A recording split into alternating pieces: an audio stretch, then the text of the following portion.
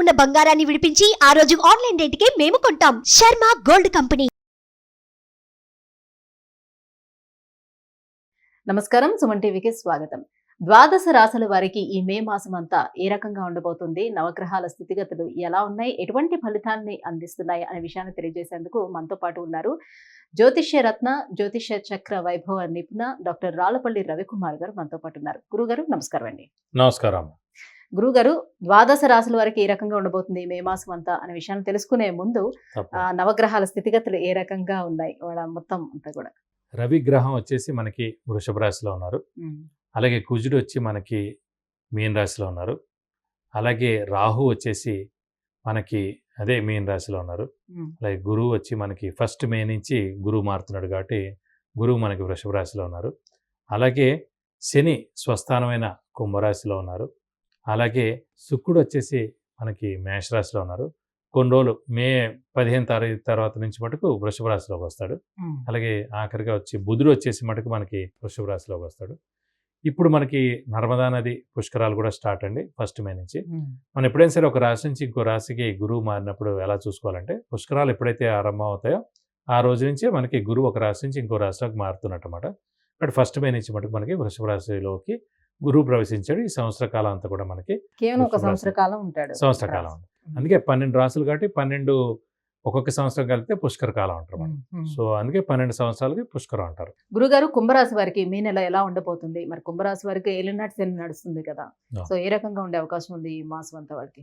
కుంభరాశి అనగానే మనకి ధనిష్ట 3-4 పాదాలు, శతభిషం 1, 2, 3, 4 పాదాలు, పూర్వభద్ర 1, 2, 3 పాదాలు, ఈ నక్షత్రాల సమూహం అంతా కూడా మనకి కుంభరాశిలోకి వస్తుంది. కుంభరాశి వారికి మీరు చెప్పినట్టు ఏలినాటి శని పరిపూర్ణంగా ఉందని చెప్పుకోవాలి. ఎందుకంటే రాశిలోనే ఉంది. అంటే 2.5 years మనకి మకర రాశిలో అయిపోయింది. ఒక 1.5 కుంభంలో కూడా అయిపోయింది. ఇప్పుడు 4 ఏళ్ళు అయిపోయినట్టు, ఇంకా 3.5 సంవత్సరాలు ఉంది. సో కరెక్ట్గా పీక్గా ఉంది, పీక్లో ఉంది, మధ్యలో ఉంది. అలాగే గురువు వచ్చేసి 4th హౌస్లో ఉన్నాడు. గురువు కూడా ఒక 60% బలం. రాహు మటుకు ద్వితీయంలో ఉన్నాడు, అది కొంచెం డేంజర్ అని చెప్పాలి. అష్టమంలో కేతు ఉన్నాడు. అష్టమ స్థానం ఆయుష్, యాక్సిడెంట్స్కి స్థానం. కానీ ఛాయాగ్రహం అయిన కేతు ఉన్నాడు కాబట్టి పర్వాలేదండి, అంత ఇదేం లేదు. అయినా కూడా వీరు కొంచెం వెహికల్ డ్రైవింగ్ జాగ్రత్తగా చేస్తే మంచిది. ఇంకా సంవత్సరం కాలం పాటు అష్టమంలోనే కేతు ఉంటాడు కాబట్టి. అలాగే ద్వితీయ స్థానం అంటే రాహు ఉన్నాడు. ద్వితీయ అంటే ఏంటి? మామూలుగా ధనస్థానం, కుటుంబ స్థానం, వాక్స్థానం, నేత్రస్థానం.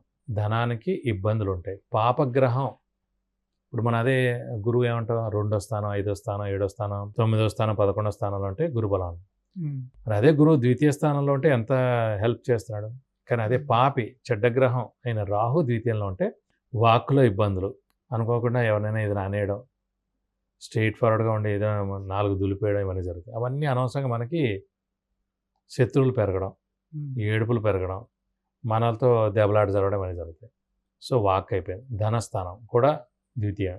ఆ ధనస్థానంలో రాహు ఉండడం చేత ధనానికి కూడా ఇబ్బందులు పెరగడం, అప్పులు పెరగడం, ఎవడో షూరిటీస్ పెట్టాం వాడు ఎగ్గొట్టేయడం, ఆ డబ్బంతా మనం కట్టాల్సి రావడం, అలాగే ఏదో అపనింద మన మీద పడడం, ఇలాంటివన్నీ జరుగుతుంటాయండి. అంటే ఒక ఏలినాటి శనే కాకుండా ఈ రాహు మలాని, కేతు మలాని 2 ప్రాబ్లమ్స్.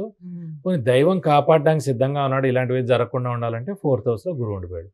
దైవబలం, దైవానుగ్రహం, గురుబలం కూడా కామ్గా ఉండిపోయాడు. సో ఇంకా జాగ్రత్తగా ఉండాలి ఈ సంవత్సరం కాలం పాటు. కనీసం ఈ సంవత్సరం కాలం పాటు జాగ్రత్తగా ఉంటే, ఫస్ట్ ఆఫ్ ఆల్ రాహు ద్వితీయం నుంచి రాశిలోకి వచ్చేస్తాడు, కేతు సప్తమంలోకి వెళ్ళిపోతాడు, గురువు పంచమంలోకి వెళ్ళిపోతాడు. సో ఈ సంవత్సర కాలం పాటు మనం మౌనంగా ఉండడం ఉత్తమం. ఏలినాటి సినిమాలని స్థానచలనం, ఉద్యోగ మార్పు, ఇల్లు మార్పు, లేదంటే ట్రాన్స్ఫర్ అవ్వడం, లేదంటే వేరే ఊళ్ళో జాబ్ రావడం, ఇవన్నీ జరుగుతాయి.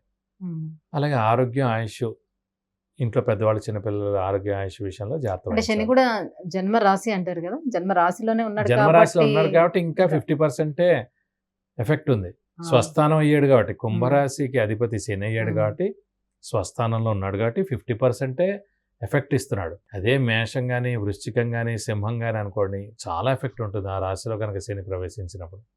సో ఇక్కడ ఇంకా 50%కే ఇన్ని ప్రాబ్లమ్స్. అద్వితీయంలో రాహు ప్రాబ్లం, కేతు అష్టమంలో ఉండడం ప్రాబ్లం, గురువు చతుర్థంలో ఉన్నందుకు గురుబలం అయితే అంత లేదు, 50% ఉంటుంది. సో అందుగురించి అంటే మనం మౌనంగా ఉండడం ఉత్తమం.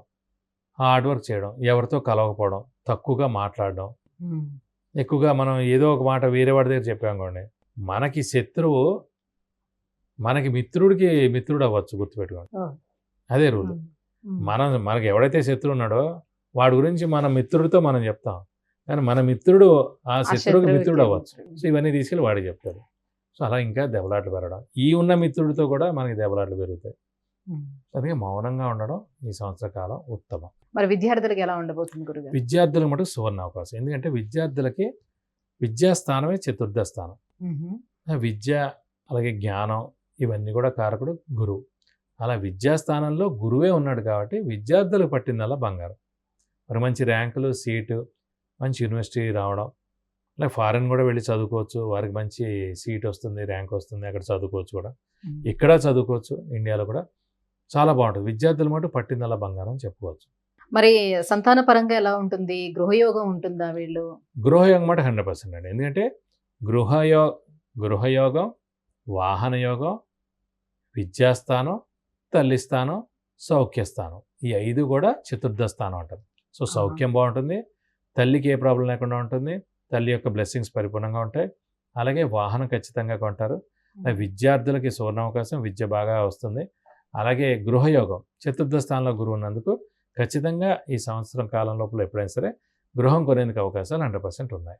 మరి ఇంకా ఎటువంటి పరిహారాన్ని పాటించుకోవాలి? ఎందుకంటే ఇటువైపు శని అనుకూలించట్లేదు, గురువు అనుకూలించట్లేదు, రాహుకేతులు అంతా ఇబ్బంది ఉంది కాబట్టి. సో మరి ఏ దైవారాధన చేసుకోవాలి, ఎలాంటి పరిహారాన్ని వీళ్ళు పాటించాలి? సో వీరికి మటుకు శనినే పట్టుకోవాలండి.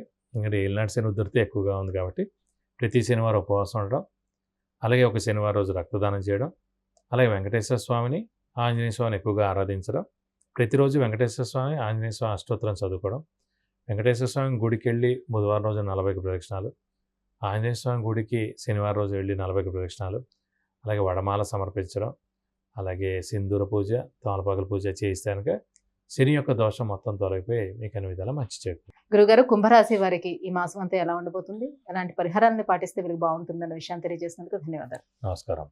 విద్య, ఉద్యోగం, వాహనం, వ్యాపారం, వివాహం, ఆరోగ్యం, ఆర్థికం, గృహం వీటన్నిటికీ సంబంధించిన విషయాలను తెలుసుకోవాలంటే కింద స్క్రోల్ అవుతున్న నెంబర్కి వాట్సాప్ మెసేజ్ చేసి గురువు గారి అపాయింట్మెంట్ ను పొందవచ్చు.